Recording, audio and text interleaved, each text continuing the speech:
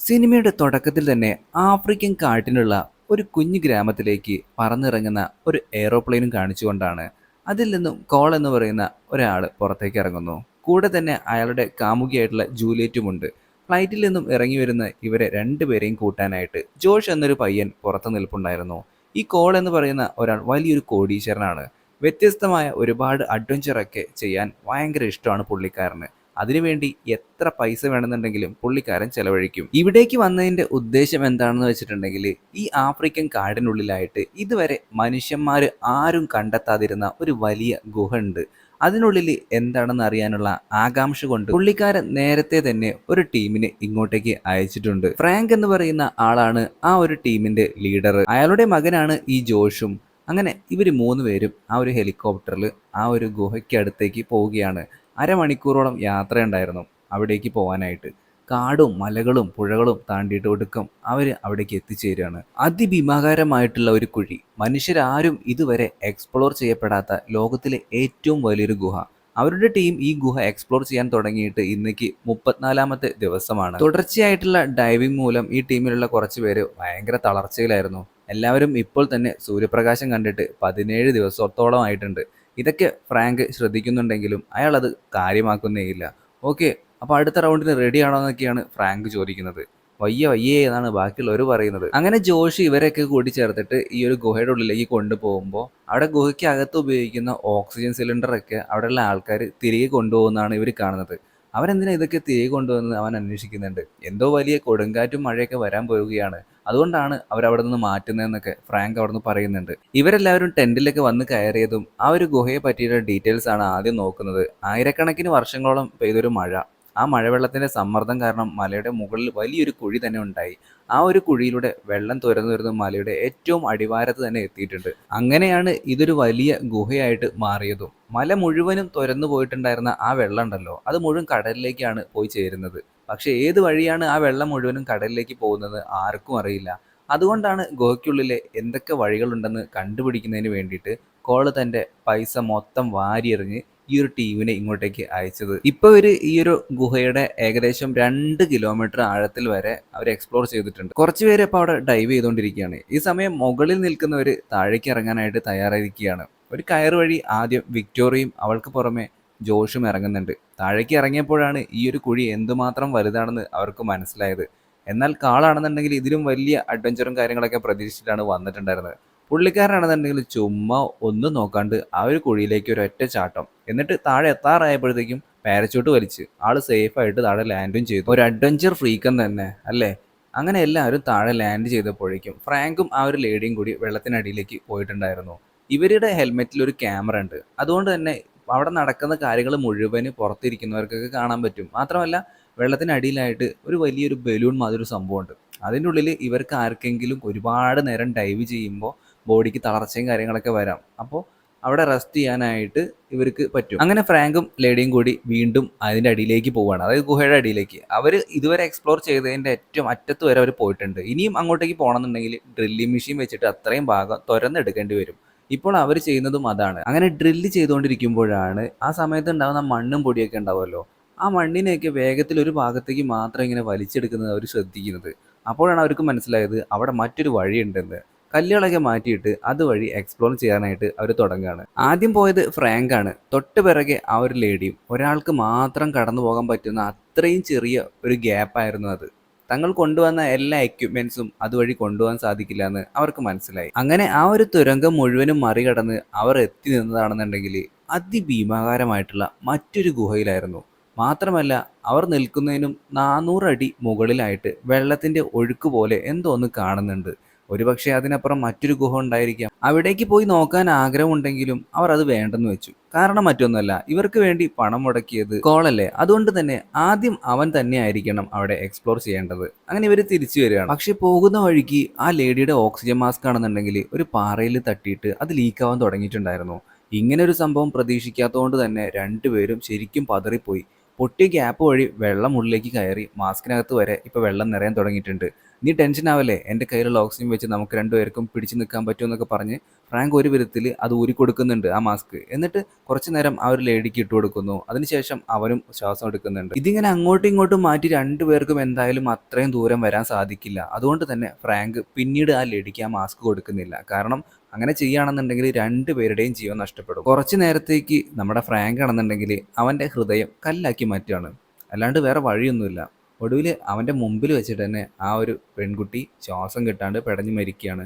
ഈ കാര്യങ്ങളെല്ലാം തന്നെ മുകളിലുള്ളവർ കണ്ടുകൊണ്ടിരിക്കുന്നുണ്ട്. പക്ഷേ അവർക്കും ഒന്നും ചെയ്യാൻ പറ്റില്ല. നിസ്സഹായരായിട്ട് നോക്കി നിൽക്കാൻ മാത്രമേ അവർക്കും സാധിച്ചുള്ളൂ. തൻ്റെ അച്ഛൻ ചെയ്ത ഈ ഒരു പ്രവൃത്തി ജോഷിന് സഹിക്കാനായില്ല. നിങ്ങളുടെ ലീഡർ ചെയ്ത പ്രവൃത്തി കണ്ടില്ലേ, അയാൾ അവരെ കൊന്നുകളഞ്ഞു. വീഡിയോ കണ്ട് ജോഷ് ഭയങ്കരമായിട്ട് ദേഷ്യപ്പെട്ടുകൊണ്ടിരിക്കുകയാണ്. അപ്പോൾ ജോർജ് എന്ന് പറയുന്ന ഒരാൾ വന്നിട്ട് അവനെ സമാധാനിപ്പിക്കുകയാണ്. എടാ, എൻ്റെ അച്ഛൻ ചെയ്തത് തന്നെയാണ് ശരി. പുള്ളിക്കാരൻ അങ്ങനെ ചെയ്തിട്ടില്ലെങ്കിൽ 2 ഡെഡ് ബോഡി ഇവിടെ പൊങ്ങിയാനെ. നീ എന്താ അത് മനസ്സിലാക്കാത്തേ എന്ന് പറഞ്ഞിട്ട് അവനെ സമാധാനിപ്പിച്ചിട്ട് ഇരുത്തുന്നുണ്ട്. അപ്പോഴേക്കും ഫ്രാങ്ക് പുറത്തേക്ക് വരുന്നുണ്ട്. കൂടെ മരിച്ച ആ ലേഡിയുടെ ബോഡിയും കൊണ്ടാണ് അയാൾ വന്നിട്ടുണ്ടായിരുന്നത്. അച്ഛനെ കണ്ടപ്പോൾ തന്നെ ജോഷ് വീണ്ടും ദേഷ്യപ്പെടാൻ തുടങ്ങി. ഇത് കണ്ടതും ഫ്രാങ്ക് ആണെന്നുണ്ടെങ്കിൽ ജോഷിൻ്റെ അടുത്ത് തിരിച്ചു ചൂടാവുകയാണ്. കാരണം ഈ ഒരു ലേഡിയും ഈ ഫ്രാങ്കും കൂടി ചേർന്നിട്ട് മുകളിൽ പോയിട്ട് ഒരു പാഴ്സൽ മൊത്തം എടുക്കേണ്ടി വന്നിട്ടുണ്ടായിരുന്നു. അതായത് ഇവനെ ഏൽപ്പിച്ച പണിയായിരുന്നു. അതായത് നമ്മുടെ ജോഷിനെ ഏൽപ്പിച്ച പണി അവൻ ചെയ്യാത്തതുകൊണ്ട് പുള്ളിക്കാരനും ഇതുപോലെ തന്നെ ആ ഒരു പെൺകുട്ടിയും കൂടി പോയി എടുക്കേണ്ടി വന്നിട്ടുണ്ട്. ഓൾറെഡി ടയേർഡ് ആയതുകൊണ്ടാണ് ഇങ്ങനെ അവൾക്ക് ഡൈവ് ചെയ്യാൻ പറ്റാതെ പോയതും കാര്യങ്ങളൊക്കെ ഉണ്ടായത്. അതുകൊണ്ട് നീ ആദ്യം കാര്യം മനസ്സിലാക്കിയിട്ട് സംസാരിക്കുന്നത് ഫ്രാങ്ക് പറയാണ്. ഫ്രാങ്ക് ദേഷ്യപ്പെട്ട് പറഞ്ഞതും ജോഷിനാണെന്നുണ്ടെങ്കിൽ ഇപ്പോൾ കുറ്റബോധം തോന്നുന്നു. അതിനുശേഷം ജോഷ് പിന്നീട് ഒന്നും മിണ്ടിയിട്ടില്ല.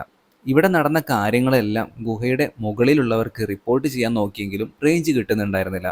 അത് കാരണം സഹായത്തിന് ആളെ വിളിക്കാൻ വേണ്ടി കൂട്ടത്തിലുള്ള 2 പേരെ മുകളിലേക്ക് പറഞ്ഞു വിടുകയാണ്. ഞാനും പോകുകയാണെന്ന് പറഞ്ഞ് ജോഷും അവരുടെ കൂടെ പോകുന്നുണ്ട്. പോകുന്നതൊക്കെ കൊള്ളാം, പിന്നെ ഈ വഴി തിരിച്ചു വന്നു പോരുതെന്ന് അപ്പം തന്നെ നമ്മുടെ ഫ്രാങ്ക് പറയുന്നുണ്ട്. അങ്ങനെ അവർ 4 പേര് ചേർന്ന് മുകളിലേക്ക് പോവുകയാണ്. താഴെ നിന്ന് മുകളിലേക്ക് പോകാനായിട്ട് ഒരു വലിയ തുരങ്കമുണ്ട്. അതുവഴിയാണ് അവർ 4 പേരും പോകുന്നത്. എന്നാൽ പെട്ടെന്നാണ് പുറത്ത് ഭയങ്കരമായിട്ട് മഴ പെയ്യാൻ തുടങ്ങിയത്. സാഹചര്യം മോശമാണ്, എത്രയും പെട്ടെന്ന് നമുക്ക് മുകളിലെത്തിയേ പറ്റുള്ളൂ എന്ന് 4 പേരും പറയാൻ തുടങ്ങി.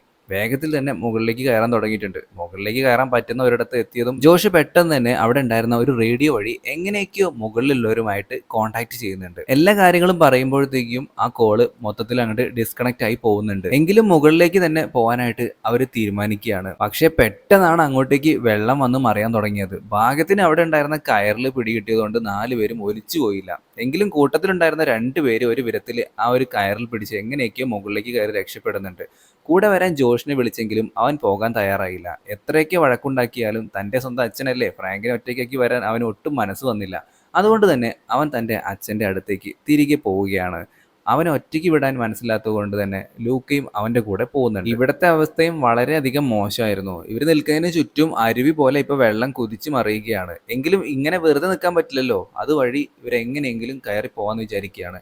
അപ്പോഴേക്കും അങ്ങോട്ടേക്ക് ജോഷും വരുന്നുണ്ട്. അങ്ങനെ ജോഷ് വേഗം തന്നെ ഒരു വലിയ പാറയിലേക്ക് കയറ് കെട്ടിയിട്ട ശേഷം അത് താഴേക്ക് ഇട്ട് കൊടുക്കുകയാണ്. ആദ്യം വിക്ടോറിയാണ് മുകളിലേക്ക് കയറി വരുന്നത്. അവൾ കയറി ഏകദേശം മുകളിലേക്ക് എത്തിയപ്പോൾ തന്നെ ആ കയറ് കെട്ടിയിരുന്ന പാറയില്ലേ, വെള്ളത്തിന്റെ ഫോഴ്സ് കാരണം അത് തെന്നി മാറി. വിക്ടോറിയയും ജോഷും ലൂക്കോയും എല്ലാം കൂടി ചേർന്ന് തെന്നി അടിച്ച് നേരെ വെള്ളത്തിലേക്ക് വീഴാണ്. മാത്രമല്ല ആ പാറ വന്നടഞ്ഞ് അവർക്ക് പോകാനുണ്ടായിരുന്ന ആ ഒരു വഴിയും ഇപ്പൊ ബ്ലോക്കായി പോയി. ജോഷും വിക്ടോറിയ ആണെന്നുണ്ടെങ്കിൽ കറക്റ്റ് വെള്ളത്തിലേക്കാണ് വീണിട്ടുണ്ടായിരുന്നത്. പക്ഷേ ലൂക്കോ ആണെന്നുണ്ടെങ്കിൽ അവൻ പാറകളിലൊക്കെ ഇടിച്ചിട്ട് നല്ല രീതിയിലുള്ള പരിക്കൊക്കെ പറ്റിയിട്ടുണ്ടായിരുന്നത്. അവൻ്റെ ബോധവും അപ്പോൾ പോകുന്നുണ്ട്. വെള്ളത്തിലേക്ക് മുങ്ങിപ്പോയ ലൂക്കോയെ ജോഷ് രക്ഷിക്കാൻ നോക്കുമെങ്കിലും അടിയൊഴുക്ക് കാരണം അവനതിന് പറ്റുന്നുണ്ടായിരുന്നില്ല. ഇനിയും ഇവിടം വിട്ട് പോയില്ലെങ്കിൽ ബാക്കിയുള്ളവരും ഇവിടെ തന്നെ മുങ്ങിച്ചാവേണ്ടി വരും എന്ന് പറഞ്ഞിട്ട് ഫ്രാങ്ക് വേഗം നേരത്തെ മരിച്ചു പോയിട്ടുണ്ടായിരുന്ന ഒരു ലേഡി ഉണ്ടായിരുന്നല്ലോ, അവരുടെ സ്വിമ്മിങ് സൂട്ട് ഊരിയെടുത്ത് വിക്ടോറിയയുടെ അടുത്ത് കൊടുക്കുകയാണ്.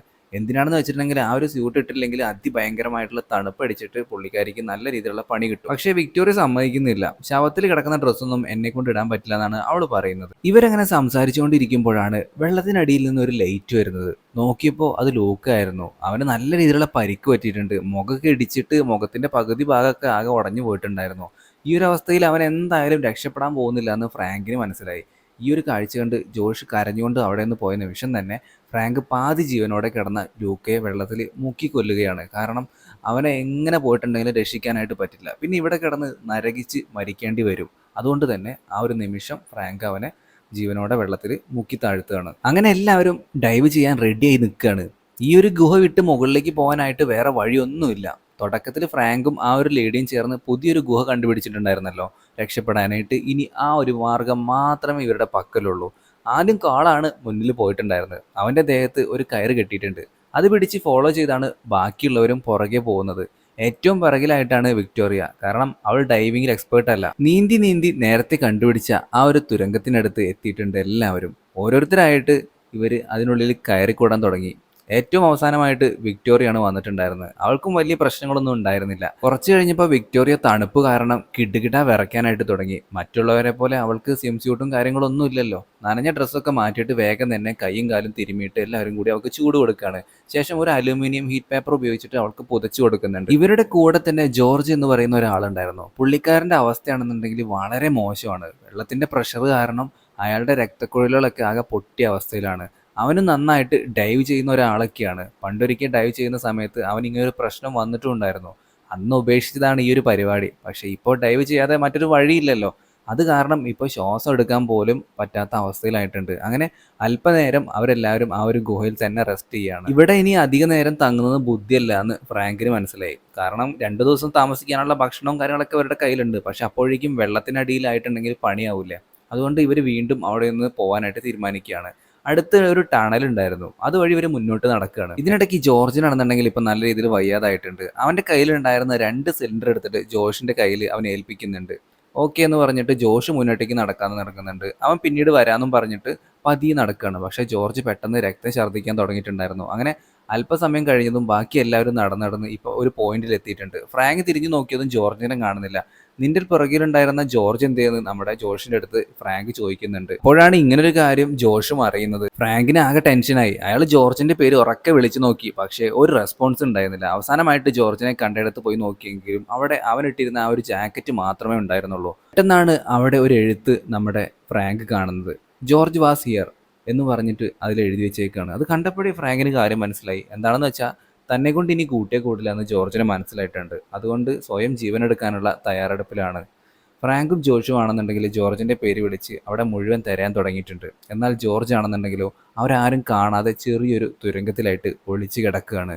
അതുകൊണ്ട് തന്നെ ഫ്രാങ്കിനും ജോഷിനും ഇവനെ എത്ര നോക്കിയിട്ടും കണ്ടെത്താനായിട്ട് കഴിഞ്ഞില്ല. ഒടുക്കം നിരാശയോട് കൂടിയിട്ട് അവർക്ക് തിരികെ പോവേണ്ടി വരിക. ജോർജിൻ്റെ കഥ അവിടെ അവസാനിക്കുകയാണ്. ഇവരെല്ലാവരും നടന്ന് ഇപ്പം മറ്റൊരിടത്തേക്ക് എത്തിയിരിക്കുകയാണ്. കണ്ടിട്ട് വലിയൊരു തുരങ്കം പോലെ ഉണ്ടായിരുന്നു. അതുമാത്രമല്ല അതിനുള്ളിൽ നിന്ന് വലിയ രീതിയിലുള്ള സൗണ്ട് കേൾക്കുന്നുണ്ട്. എന്താണെന്ന് അറിയാനായിട്ട് ഫ്രാങ്ക് അവിടേക്ക് എത്തി നോക്കിയപ്പോൾ അതൊരു വലിയ ചുഴിയായിരുന്നു. വെള്ളം ഇങ്ങനെ മറിഞ്ഞുകൊണ്ടിരിക്കുകയാണ്. അവിടേക്കെങ്ങാനും തീർന്ന് എന്താണെന്നുണ്ടെങ്കിലും അത് എടുത്ത് ചാടുക എന്ന് പറയുന്നത് റിസ്ക് ആണ്.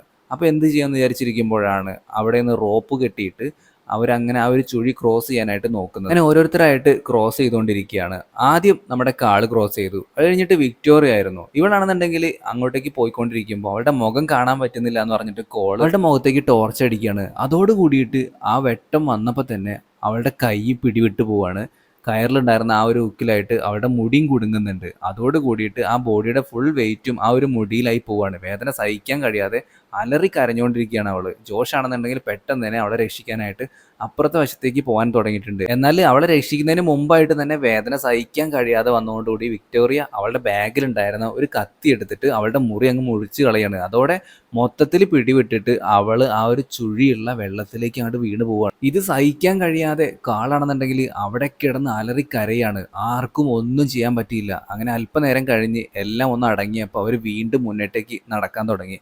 ഇപ്പോൾ എത്തിയിരിക്കുന്നത് ഒരുപാട് വെള്ളമുള്ള മറ്റൊരിടത്തേക്കായിരുന്നു. ആകെ ബാക്കിയുള്ളത് ഇപ്പോൾ ഒരു ഓക്സിജൻ സിലിണ്ടർ മാത്രമാണ്. കാളാണെന്നുണ്ടെങ്കിൽ ഇവർ രണ്ടുപേരെയും പറ്റിച്ച് ചതിച്ചിട്ട് അവിടെ നിന്ന് ആ ഒരു ഓക്സിജൻ സിലിണ്ടർ എടുത്തിട്ട് ഡൈവ് ചെയ്ത് പോവുകയാണ്. ഇവർ രണ്ടുപേരും പെട്ട് നിൽക്കുകയാണ് ഇപ്പോൾ. അപ്പോഴാണ് ജോഷ് അവിടെ ചെറിയൊരു ദ്വാരം പോലെ കാണുന്നത്. അതിനുള്ളിലായിട്ട് കറുപ്പ് പോലെ എന്തോന്നുണ്ടായിരുന്നു. സംഭവം എന്താണെന്ന് വെച്ചിട്ടുണ്ടെങ്കിൽ വവ്വാലിൻ്റെ കാഷ്ടമായിരുന്നു. വവ്വാലിന് എന്തായാലും വെള്ളത്തിൽ കൂടെ ഈ ഒരു ഗുഹയുടെ ഉള്ളിലേക്ക് വരാൻ പറ്റില്ലല്ലോ. അപ്പോൾ ഇവിടെ എന്തായാലും ഒരു വഴി ഉണ്ടായിരിക്കും. അങ്ങനെ അത് കണ്ടുപിടിക്കാനായിട്ട് ഇവർ വവ്വാൽ അപ്പിയിട്ട വഴി കൂടെ ഒക്കെ പോയി നോക്കുകയാണ്.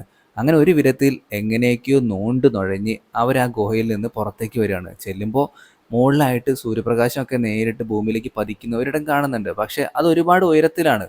ഇവരെ കൊണ്ട് കയറാനായിട്ട് പറ്റൂല. എന്നാൽ സൂര്യപ്രകാശം പതിക്കുന്നിടത്തായിട്ട് എന്തോ ഒന്ന് കിടക്കുന്ന പോലെ അവർക്ക് തോന്നുന്നുണ്ട്. അവരങ്ങനെ അടുത്തേക്ക് ചെന്ന് നോക്കുമ്പോൾ അതൊരു ടാങ്കായിരുന്നു. 2ാം ലോക മഹായുദ്ധ കാലത്ത് എങ്ങാനും ഈ ഒരു ഗുഹയുടെ ഉള്ളിലേക്ക് അല്ലെങ്കിൽ പാറയുടെ വെയിറ്റ് താങ്ങാൻ പറ്റാത്തതുകൊണ്ട് താഴത്തേക്ക് 10 എന്ന് പറഞ്ഞ് വീണ്ട സംഭവമായിരിക്കും. എന്തായാലും ഇവിടെ നിന്നിട്ട് ഒരു പ്രയോജനവുമില്ല, ആരും തങ്ങളെ രക്ഷിക്കാനും വരുന്നില്ല. എങ്കിലും അവർ രാത്രി വരെ വെയിറ്റ് ചെയ്ത് നോക്കിയിരുന്നു. പക്ഷെ ആരും വന്നില്ല. ഇനി ഇരുന്നിട്ട് ഒരു പ്രയോജനമില്ലെന്ന് അവർക്ക് മനസ്സിലായി. ആ ടാങ്കിന്റെ പീരങ്കിയിലുണ്ടായിരുന്ന പെട്രോൾ ഉപയോഗിച്ചിട്ട് ഇവർ ചെറിയൊരു പന്തം പോലെ ഉണ്ടാക്കുകയാണ്. എന്നിട്ട് വേറൊരു വഴി അന്വേഷിച്ച് ഇവർ പോയിക്കൊണ്ടിരിക്കുമ്പോഴാണ് എന്തോ ഒരു അനക്കം ഇവർ കാണുന്നത്. നോക്കുമ്പോൾ അത് കാളായിരുന്നു. "ഓ, നിങ്ങൾ വന്നല്ലോ, ദൈവമായിട്ടാണ് നിങ്ങൾ എൻ്റെ അടുത്തേക്ക് എത്തിച്ചതെന്നൊക്കെ പറഞ്ഞിട്ട് ഇവരുടെ അടുത്തേക്ക് വരുമ്പോൾ ഇവർ രണ്ടുപേരും അവനെ മൈൻഡ് പോലും ചെയ്യുന്നില്ല. കാരണം ഇവരെ ചതിച്ചിട്ട് പോയ ആളാണെന്നല്ലോ. അങ്ങനെ ഇവർ വീണ്ടും മുന്നോട്ടേക്ക് പോകുമ്പോഴാണ് വെള്ളത്തിൽ വീണ് മരിച്ചിട്ടുണ്ടായിരുന്ന വിക്ടോറിയയുടെ ബോഡി അവർ കിടക്കുന്നത് കാണുന്നത്. ഇവർ രണ്ടുപേരും കാളിനെ മൈൻഡ് ചെയ്യാത്തതുകൊണ്ട് തന്നെ കാള് ദേഷ്യം പിടിച്ചിട്ട് നമ്മുടെ ഫ്രാങ്കിനായിട്ട് തല്ലാൻ വരികയാണ്. അങ്ങനെ ആ ഒരു തല്ലുമ്പടിക്കിടയിൽ നമ്മുടെ ഫ്രാങ്ക് ആണെന്നുണ്ടെങ്കിൽ പാറയിൽ തലയിടിച്ച് വീഴുന്നുണ്ട്. അങ്ങനെ അവന് നല്ല രീതിയിലുള്ള പരിക്കും ഏൽക്കുന്നുണ്ട്. ഇതിന് ദേഷ്യം പിടിച്ച് ജോഷ് ആണെന്നുണ്ടെങ്കിൽ കാളിനെ പോയിട്ട് നല്ല രീതിയിൽ അടിക്കുന്നുണ്ട്. ഫ്രാങ്ക് ആണെന്നുണ്ടെങ്കിൽ ഇപ്പം മരിക്കാൻ പോവുകയാണ്. എന്നെ എങ്ങനെയും ഒന്ന് കൊന്നുകളാന്ന് ജോഷിന്റെ അടുത്ത് ഫ്രാങ്ക് പറയുന്നുണ്ട്. പക്ഷേ സ്വന്തം അച്ഛനെ കൊല്ലാനുള്ള ധൈര്യമോ അല്ലെങ്കിൽ ആ ഒരു മനസ്സുറപ്പോ കാര്യങ്ങളോ ഒന്നും തന്നെ നമ്മുടെ ജോഷിനുണ്ടായിരുന്നില്ല. അയാളുടെ ജീവൻ പോകുന്നവരെ പുള്ളിക്കാരൻ അവൻ്റെ കയ്യിൽ ഇങ്ങനെ അച്ഛനെ താങ്ങി പിടിച്ച് നിൽക്കുകയാണ്. അങ്ങനെ പുള്ളി മരിച്ചപ്പോൾ തന്നെ അവിടെ ആ ഒരു ബോഡി ഉപേക്ഷിച്ചിട്ട് അവൻ ഫ്രണ്ടിലോട്ട് നടക്കുകയാണ്. അവൻ്റെ കയ്യിലായിട്ട് ഇപ്പോൾ ഒരു ടോർച്ചും പിന്നെ ഒരു ഓക്സിജൻ സിലിണ്ടറുമാണ് ഉള്ളത്. കുറച്ച് ദൂരം മുന്നോട്ടേക്ക് പോയപ്പോൾ ആ ഒരു ടോർച്ച് ഇപ്പോൾ വർക്ക് ചെയ്യുന്നില്ല.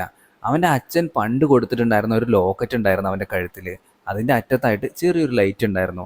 ആ ഒരു വെളിച്ചത്തിൽ അവൻ വീണ്ടും മുന്നോട്ടേക്ക് പോകാനായിട്ട് തുടങ്ങുകയാണ്. എന്നാൽ കുറച്ച് ദൂരം മുന്നോട്ടേക്ക് ചെന്നപ്പോൾ ഓക്സിജനും തീർന്നു പോയി. പാറയുടെ മുകളിലായിട്ട് ചെറിയ ചെറിയ ഓക്സിജൻ്റെ ബബിൾസ് ഉണ്ടായിരുന്നു. അതൊക്കെ അവൻ കുറേശ്ശെ ഉപയോഗിച്ചിട്ടാണ് ഇങ്ങനെ മുന്നോട്ടേക്ക് നീന്തി പോയിക്കൊണ്ടിരിക്കുന്നത്. അങ്ങനെ നീന്തി നീന്തി ഒരു വിധത്തിൽ കടലിലേക്കുള്ള വഴി അവൻ കണ്ടെത്തുന്നുണ്ട്. പ്രകാശം കണ്ടതും പിന്നീട് ഒരു നിമിഷം പോലും കളയാതെ അവൻ വേഗത്തിൽ നീന്തിയിട്ട് ആ ഒരു കടലിൻ്റെ വെളിയിലേക്ക് വരികയാണ്.